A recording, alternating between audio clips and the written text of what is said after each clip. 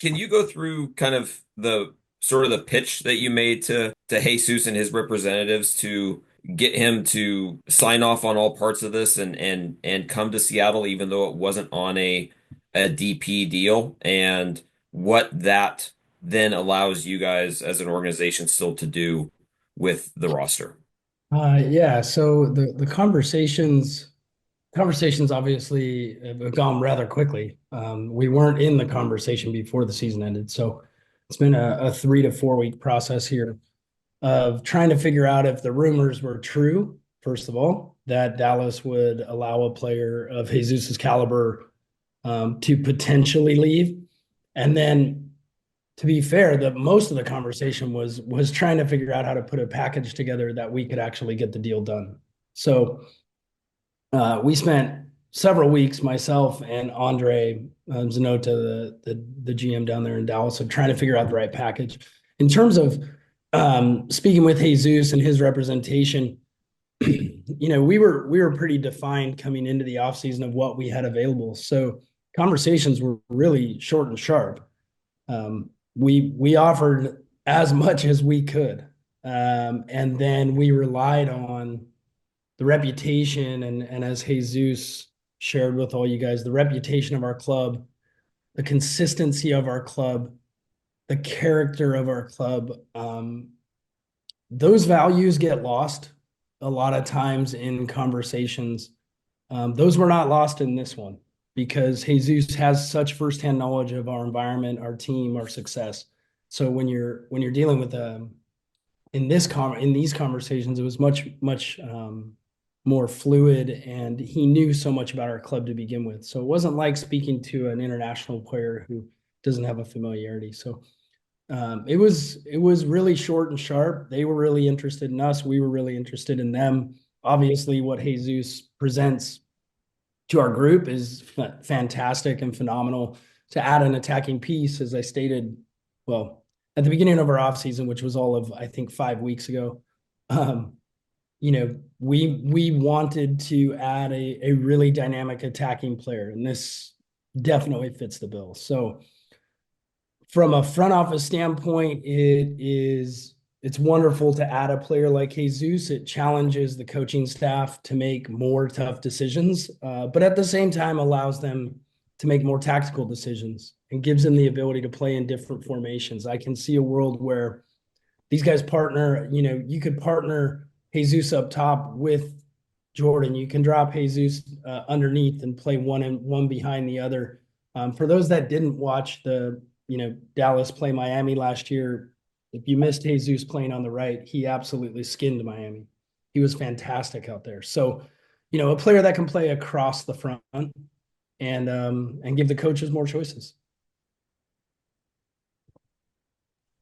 All right, next question will go over to Jackson Phelps. Hey, Craig, you kind of just touched on it, but in terms of looking to add attacking players this offseason, the ability of Jesus to play all across that front attractive than maybe any other option, if he was more attractive than any other option, because he has that flexibility at multiple spots across the top. Well, we had a really nice list of players targeted from all over the world. If you would have told me 6 months ago we didn't have to leave our backyard, so to say, I probably wouldn't have flown as many times as I did, because if I knew he was available 6 months ago, that would have been the beginning and end of our list. It's not just the player. We know a lot about Jesus. We know a lot about his character. You've seen he's very humble, as shown in his interview here, but at the same time he's full of fire. And one of the things that I did touch on as well was we needed a player that still had something to prove. We needed a player that frankly makes us a little less kind and nice. And so, when he gets here, I might poke and prod him a little bit to try and get a little bit of that fire out of him. But the fact that he can play across the front as well as underneath, you know, in our league, there is a premium on players that can play multiple positions. And you've seen it over the years. Christian Roldan, for instance, has been elite at multiple positions. And Jesus has done the same thing. He's 24 years old. He's got a lot of years left, and frankly, is in terms of homegrown players in MLS, he is a top 5 goal scorer, and it turns out we now have 2 of MLS's homegrown top 5 goal scorers. So he and Jordan Morris are the definition of homegrown success. And so versatility is a big one. Humility is a big one. Character is obviously a huge piece for us. We wanted someone that knew they weren't going to walk into a locker room that was relying on just them, and that there is a responsibility on Jesus to come in and make sure he fits in with our group as well. All right, Jeremiah, you're up next. Go ahead, please. Yeah, not to lose sight of this edition, but what does this do in terms of what else you're able to do and how set is the roster at this point? Yeah, so I mean, I don't think this is breaking news at this point, but I'll take one step back and then I'll directly answer. So I'm not going to dance around it. I promise, Jeremiah. 2 years ago, when we were re-signing Jordan Morris, there was a relatively tense moment where he was confident that he belonged as a designated player. And my communication style is it's to be very honest. And what I appreciate about our players is they communicate very honestly with me. So when he came in and made the statement that he felt he deserved designated player status, the conversation we had was, you average 9 to 12 goals a year. That is nearly DP status numbers, but it's not. And so we will give you the opportunity, if you re-sign as a TAM player, to earn a designated player title. And so we set a goal contribution, so goals and assists contribution number that exceeded not just a 1-year total, but it more than doubled any 2-year total he had ever had. And, all credit to Jordan, because he's gone out over the last 2 years and proven that he was right. And so Jordan is one of the DPs. We haven't shared publicly yet, but I'll just share it with you. So I apologize to Alex and our media staff, but Albert has re-signed. I know there's been rumors. He's re-signed as a designated player as well. And so with Pedro, Jordan, and Albert as our designated players, Jesus coming in as all of these different titles we have in MLS, but a not designated player, he'll have a similar opportunity in his contract. He is excited to be here, but we want to incentivize our guys to outperform. And so moving forward, we are set with our designated players. We have Jesus coming in as a non-designated player, which is I think a remarkable feat and something that speaks not just to the situation that he was in or we were in, but to the entirety of our organization, our crowd, our environment, our success over years and years and years. Moving forward, we still have 1 or 2 moves to make. I know there's another rumor floating around about Paul Arriola. I'm sure we'll be able to share something in the next 24 to 48 hours there as well. And that would give us 2 national team players this offseason coming in to an already very solid team. I think there'll be a couple, maybe 1 or 2 more announcements after that in terms of additional player signings. And then ultimately, I believe your question was, where does that leave us?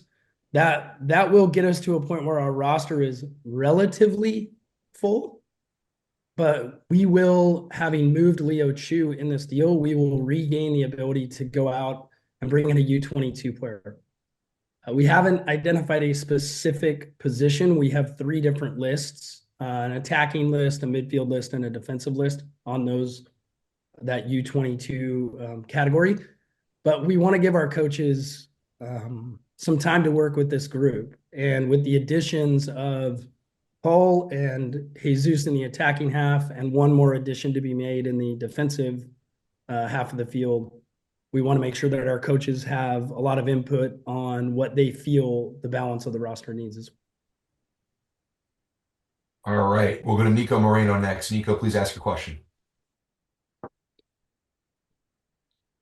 Thank you. Now that you kind of brought in the scope of the interview, not to get away from Jesus, of course, are there any news? Also in JP, I had heard that he was potentially coming back with a 1 year, one option deal. Just wanted to get a little bit on your take on that.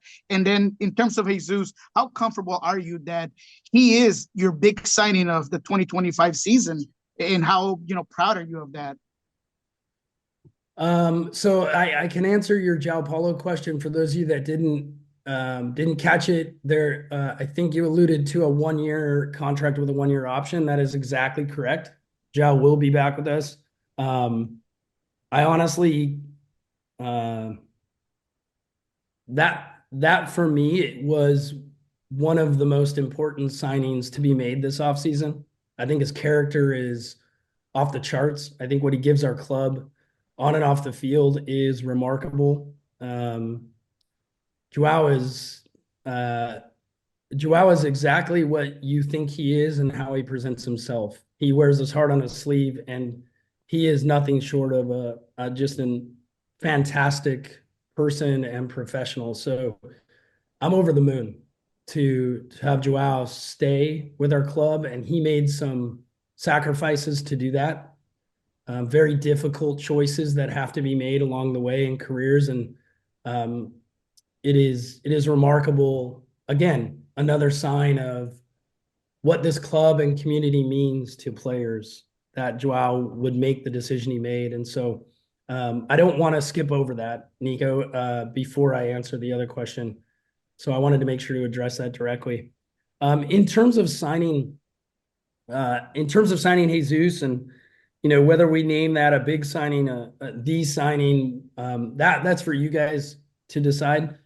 For me, my goal in the off seasons, there's no such thing as an off season anymore. My goal year round is to continue to work within the resources we have to try and make the roster better and better and better. And one of the things that we've talked about is getting another or as many goal scoring players. And this is what every team in the world is trying to do, which makes it extremely challenging, is to bring in players that really just love to score goals. There's a lot of professionals that love to play the game. There are few that have the mindset and the brashness to believe that they're the one that can defy all of the odds and all of the statistics and be the person that scores goals. So to add a Jesus gives us one more of those players, combined with, as you've seen, Jordan's ability over the last couple of years, Albert's ability last year to really step through and impact the group in many ways. Set piece service was a big piece for Albert as well. And then look, not to get lost on this whole thing, is we really didn't have Pedro de la Vega available very often last year. So when you look at an attacking group that features Jordan Morris, Jesus Ferreira, potentially Paul Arriola, Paul Rothrock, Georgie Menungo, I don't want to forget people, but Pedro, Albert, it's a wonderful addition. And what I would say is it's up to Jesus to come and prove himself right on this one. Okay, Miles, we'll go to you next. Sorry about that, Craig. You just left me like, man, where do I go with that? I had a couple of different questions on this, but can you just talk about the bodaciousness of Ferreira? Because when you look at his goals, he scored right, left, and then his ability to go between two center backs. What's that going to provide for your attacking style? Well, look, we have a guy that can stretch the field in Jordan. Jesus is another guy. And I think one of the things we were missing in the last couple of years is we didn't have another guy that was doing that. And so I can't wait to see what the coaches do. I don't tell them how to manage. I don't walk in the room and ask Schmetzer to manage the team my way.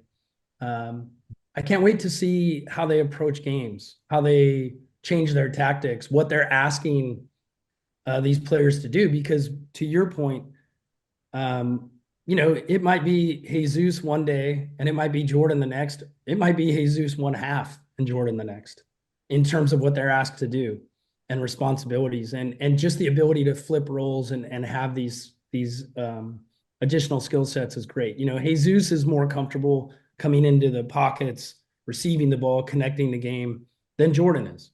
It's not to say Jordan can't do it, but Jesus is clearly comfortable with that. But you heard him.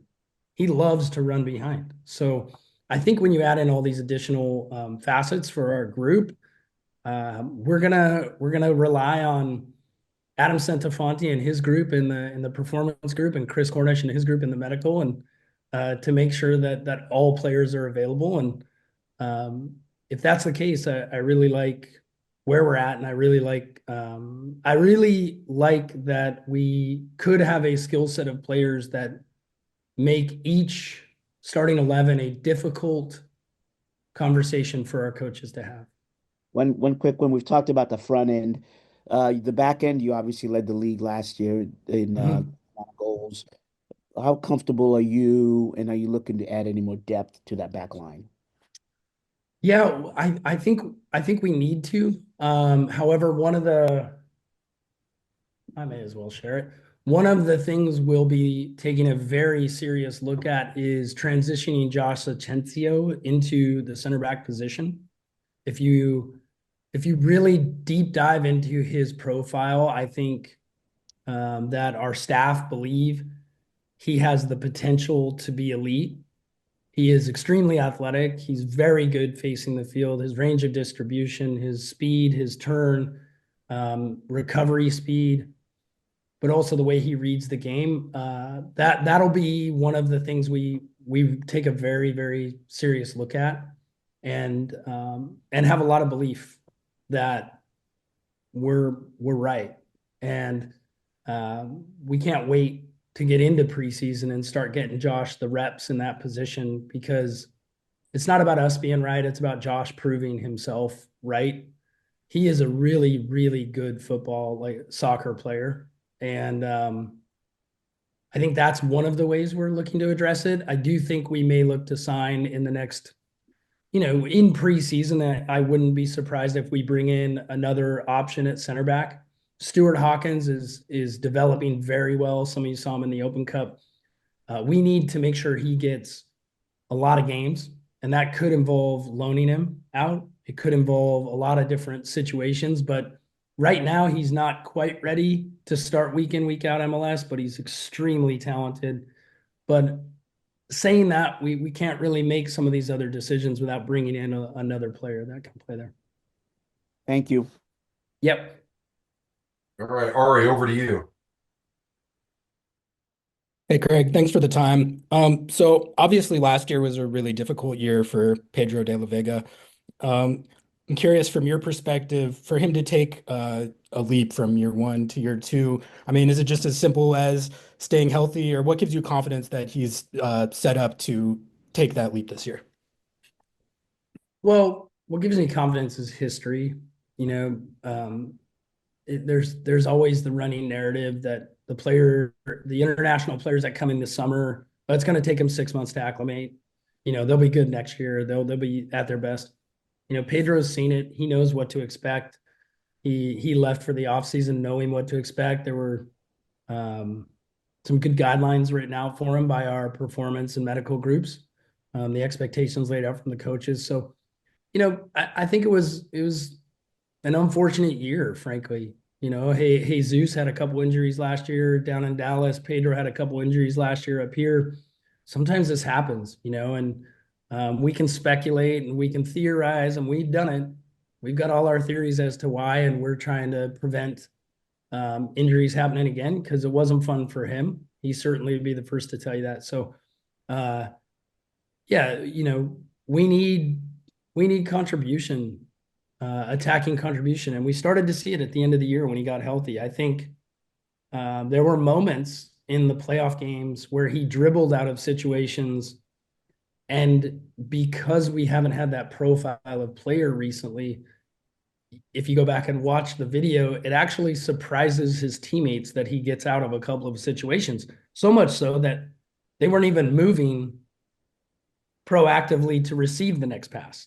You know, he spun out of a couple situations in a deeper line midfield role and then looked for the next pass, and it wasn't there because I think he surprised his teammates a little bit. So I think as he plays more, as he trains more, obviously that familiarity comes in, but the expectations are clearly set. And you know, I'm not gonna speculate today on what we're gonna see from him, but I know he has zero interest in a repeat of last year. I do know that. All right, Nico Antune, go ahead and ask your question, please. Hey, so excuse me. So regarding the deal with Jesus Ferreira trading in Leo Chu, could you give us some insight on how those conversations went personally with Leo Chu and what made you decide on trading Leo Chu to Dallas? Yeah. So ultimately, you have to look, well, sorry, not you. Ultimately, what I had to do was put a package of value together that represented something Dallas would be interested in. And you can see we traded a significant amount of general allocation money, but that wasn't going to get the deal done. And frankly, we didn't have more. So we didn't have more to put in. And we started to discuss rosters, players, how could we make this work? And one of the players that Andre and Dallas expressed interest in was Leo. And so obviously I had to circle the wagons on our end. We've really we like Leo, and he's done some really fantastic things here. But last year was just, you know, a year where he struggled in terms of getting on the field and staying on the field. I don't want to speak on Leo's behalf. What I will say is my conversations with Leo in this situation were extremely positive, meaning he expressed great appreciation for our club and for his time here, but he agreed in the end with myself and with the club that, you know, from a soccer perspective, it's the right time for him. He's grown up a lot here. He's a remarkable young man. There's just nothing bad to say about him, frankly. Sometimes it works like this. And so to get the deal and the value there, we had to give up a player that frankly could have helped us in a lot of ways. Thank you. Yeah. All right, I see a few follow-ups, which is totally fine. If you have those, go ahead and hit the raise hand function button. Jeremiah, we'll go to you next. Yeah, if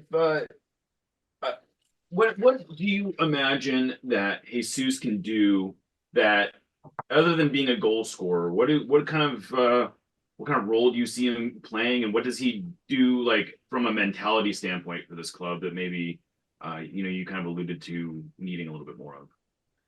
Yeah, so look, I think one of the things we're trying to address this offseason is we had a really good year last year, we being our coaching staff and our players. They worked really fluidly, really difficult. There were difficult moments, obviously, early in the season, but a lot of our young players developed and contributed quite a bit. And so one of the ideas bringing in an attacking player, which could have ranged, as you guys know, a lot of different age brackets. Jesus is really attractive. He's a young player, but he's got a chip on his shoulder. One thing we like about him is what we know about him, his ability to show up and train at a high level, his willingness to show up and work. That fits in with our locker room, but we also need him to come in and disrupt our locker room and challenge what had ultimately become comfortable player selection and lineup selections and substitutions. And so it's wonderful to bring a player like that in. And that's a little bit on Jesus to come in and make sure he's making it difficult and making the challenge real.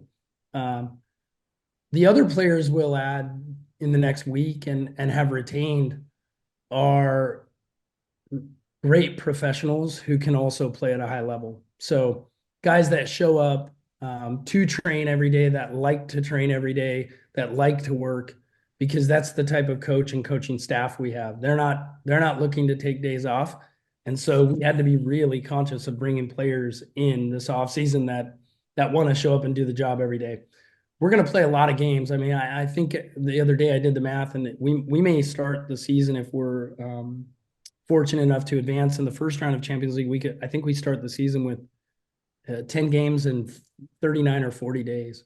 So I think we're going to see a lot of different combinations, a lot of different formations, a lot of different tactics.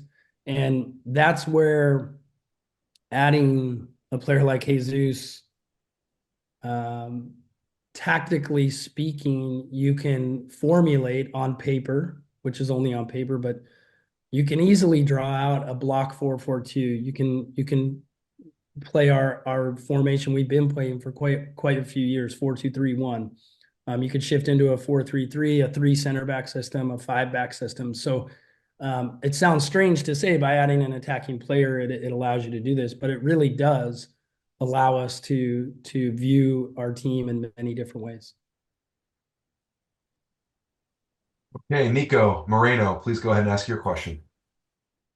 Thank you, Craig. I do want to thank you for being so open with all this information. And with that in mind, I wanted to ask you if you could share anything in regards to the extent of Albert's contract and what those conversations were like with him coming in from his best season ever, I think, in MLS. Well, I've known him a long time. So for those on the call that don't know, I brought him to the league when I was at Salt Lake, when he was a pretty good young pro in Holland. And I've kind of watched him grow into, and I think I might have been the least surprised that he had a career year in the last year of his contract last year. Because I know how stubborn Albert is. And so the conversations were actually, very open, very direct. It's nice to know a player that long. It's nice to get on with a player that long. We offered Albert a longer term deal than he ended up signing. But he felt that coming off his best year, that he felt he deserved designated player status. And I will be honest, that's really hard to disagree with. To take one step back, when you go into these negotiations, it's not just what's sitting in front of you. Obviously, the past tells a little bit in predicting the future, but we have 2 guys that over the last 2 seasons, so my 2 years and theoretically in charge here, but over the last 2 seasons, Jordan and Albert are tied for 20th in goal contributions in the league individually. So 2 guys that contribute at a ridiculously high rate. Jordan, the balance is different. Obviously, Jordan is actually in the top 10 for goal scorers over the last 2 seasons. Albert, not in the top 10 for goal scorers, but obviously has a lot of assists. So these are 2 players that, frankly, when you look at it statistically, when you look at it on paper, and when you look at what they mean for the group, he had some leverage, frankly. And so he'll sign a multi-year deal. He'll be a designated player, and I love it. I love that Jordan and Albert earned the right to walk into my office and say, I respect what you're offering me. I appreciate what you're offering me, but I deserve X. And when you have guys that achieve on the field the way these guys have achieved and what they give to our club, wonderful problems to have and easy problems to solve. So, he'll sign a multi-year designated player deal and come back. All right, Maz, I think you're the last one left, but if I missed anybody, please go ahead and hit that raise hand function button. Otherwise, Maz, please take us home. Hey, Craig. Question: you moving Josh Atencio to the center back, what does that do for the midfield? Danny Leva, and then also, what are you expecting from that group? I know you talked about Jao Paulo and Albert Rusnak. What are you expecting now from that group? Well, the one part of the team that kind of remains untouched, if you will, is that middle. right? Because Josh doesn't just disappear from that rotation and that position. We just, as a group, as a coaching staff, as a front office, when we sit down and look at profile, we kind of look at Josh and go, what part of his game doesn't translate into an elite MLS center back? Not to say he doesn't fit in the midfield, but what it leaves in the middle, Obed Vargas, Christian Roldan, Joao coming back, Danny Leyva, you still have Josh. You now have the ability to drop Albert one spot back, with Jesus being another option up top, and in that role. Pedro can duck in the middle sometimes. I'm sure we'll see a lot of different combinations given the fact that it feels like we're going to play every second or third day for the next 8 months. But look, what it means is what we saw from Danny Leyva over the last 2.5 months of last year. We saw it over the entire season, but it really started to bear fruit for Danny in the latter part of last year. We need more of it. And we made it really clear to him, like, what an opportunity he's got to come in and get more minutes than he's gotten in the last couple of years.